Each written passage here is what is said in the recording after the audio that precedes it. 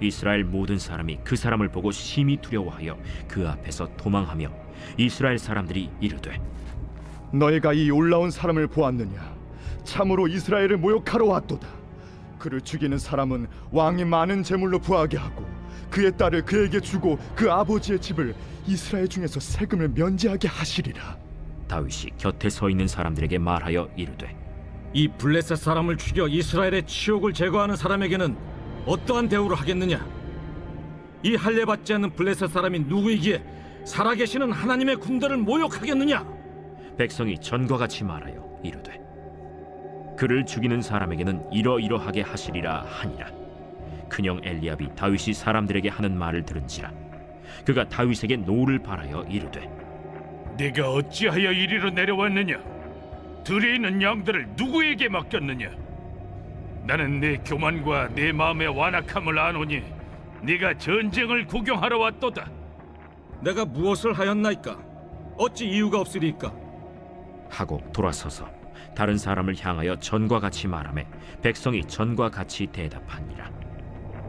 어떤 사람이 다윗이 한 말을 듣고 그것을 사울에게 전하였으므로 사울이 다윗을 부른지라. 다윗이 사울에게 말하되 그로 말미암아 사람이 낙담하지 말 것이라. 주의 종이 가서 저 블레셋 사람과 싸우리이다. 네가 가서 저 블레셋 사람과 싸울 수 없으리니 너는 소년이요 그는 어려서부터 용사임이니라.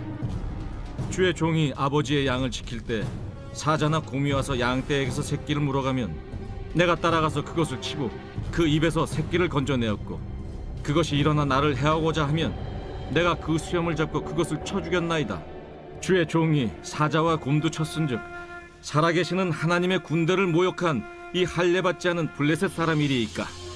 그가 그 짐승의 하나와 같이 되리이다. 여호와께서 나를 사자의 발톱과 곰의 발톱에서 건져내셨은즉 나를 이 블레셋 사람의 손에서도 건져내시리이다. 가라, 여호와께서 너와 함께 계시기를 원하노라.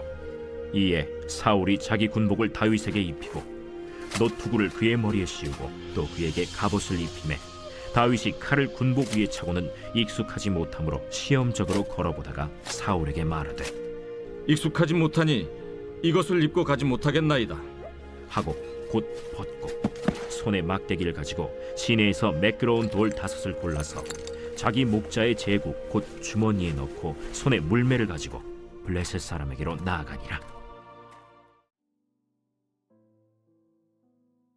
오늘 함께 묵상할 말씀은 사무엘상 17장 24절부터 40절까지입니다. 다윗은 전장에 나가 있던 형들에게 갔다가 골리앗이 이스라엘 군대를 조롱하며 도발하는 소리를 들었습니다. 그러고 나서 상황을 파악하기 시작했습니다. 다윗이 보니 이스라엘 군대는 골리앗이 무서워 도망치기만 할 뿐 감히 맞서지 못했습니다. 사울 왕이 골리앗을 쓰러뜨리는 사람에게 많은 재물을 주고 자기의 사위로 삼으며 그 가문의 세금을 면제해 주기로 약조했는데도 나서는 이가 아무도 없었습니다. 그들은 골리앗의 위세에 눌려 골리앗이 형성한 질서에 종속되고 마는 것이죠. 그러나 다윗은 그 상황을 받아들일 수가 없었습니다.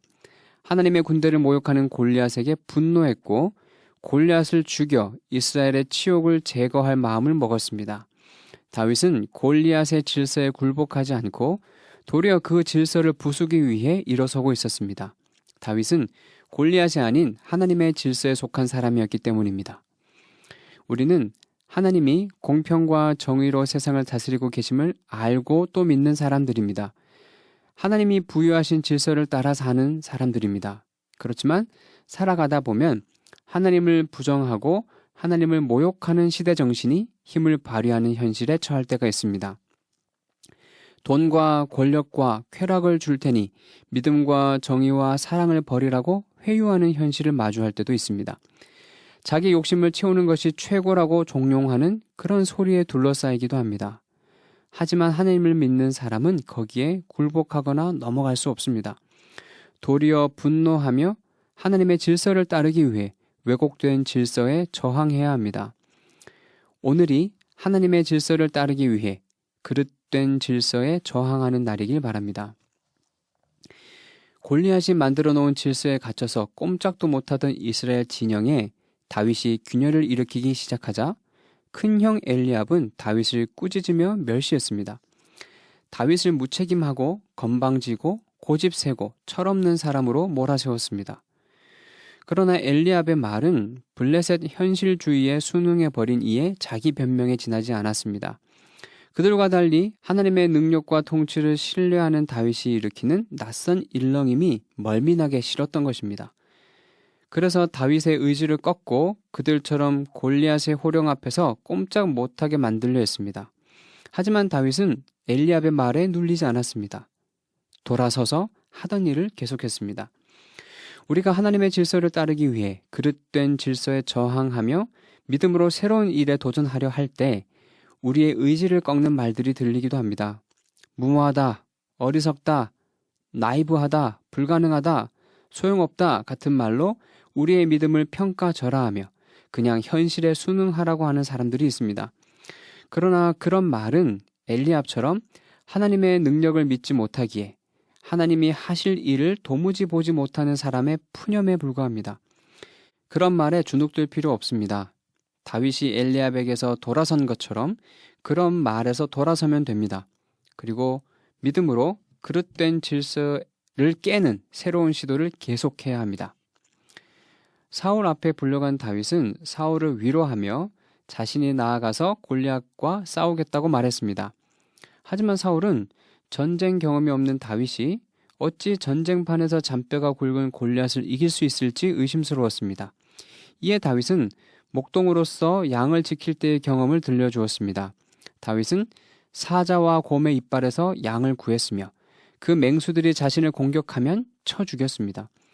자신을 지키시며 도우시는 하나님을 양을 돌보는 들판에서 생생히 경험했습니다. 다윗은 전쟁은 잘 몰랐지만 하나님은 누구보다 잘 알았습니다. 그래서 자신이 골리앗을 이길 것이며 하나님이 자신을 지켜주시리라는 것을 확신할 수 있었습니다. 다윗이 골리앗 앞에 나설 수 있었던 것은 평소에 하나님과 함께하며 하나님을 경험했기 때문입니다. 우리의 일상에서 하나님과 상관없이 살다가 결정적인 순간에 하나님을 믿는 선택을 내릴 수는 없습니다.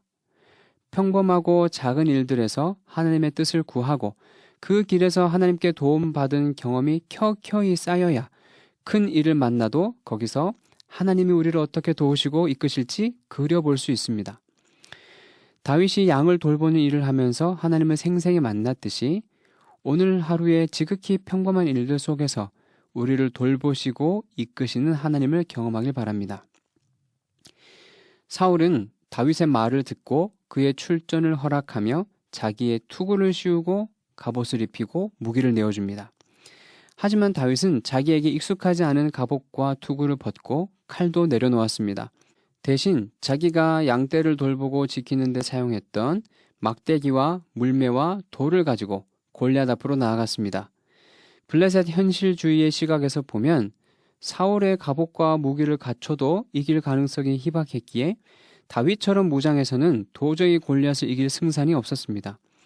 하지만 다윗은 그 현실주의에서 벗어난 새로운 무기, 하나님의 도움을 받으며 맹수를 물리쳤던 자신만의 무기를 들고 당당히 나아갔습니다.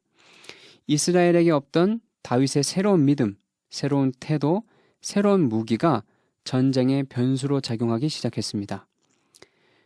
다윗은 현실을 달리 보는 사람이었습니다. 가나안 땅을 정탐했던 여호수아와 갈렙처럼 현실뿐만 아니라 그 너머로 하나님도 함께 보았습니다.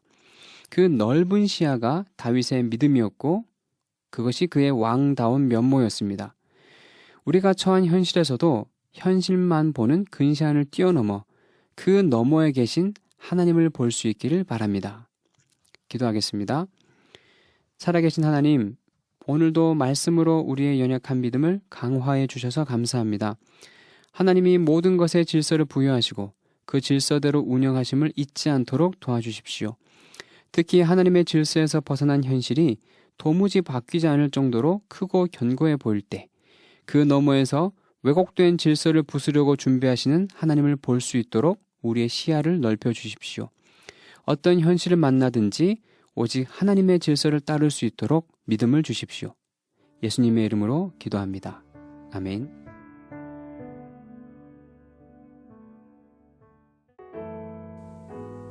1.